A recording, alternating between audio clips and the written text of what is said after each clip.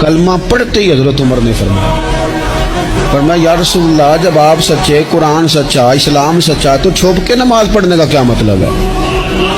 فرمایا ابھی تعداد ہی کوئی نہیں، 40 تو مسلمان ہیں۔ عرض کی حضور مہربانی کریں نا، آپ صرف اجازت دیں۔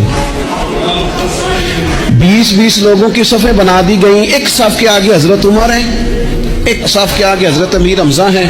جناب عمر کہنے لگے چونکہ آپ اللہ کے رسول ہیں تو لہٰذا نماز بھی آج اللہ کے گھر میں پڑھی جائے گی۔ تو حضرت عمر بیت اللہ شریف کے بیچ کھڑے ہو کے نعرہ لگاتے ہیں، فرماتے ہیں میں عمر ہوں، تم مجھے بھی جانتے ہو، میرے باپ کو بھی جانتے ہو، تم میرا قبیلہ بھی جانتے ہو، میں نے پڑھ لیا ہے محبوب کا کلمہ۔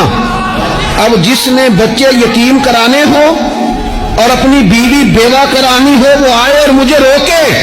یہ محبوب اللہ کے ہیں اور گھر بھی اللہ کا ہے، تو نماز بھی آج اللہ کے گھر میں پڑھی جائے گی۔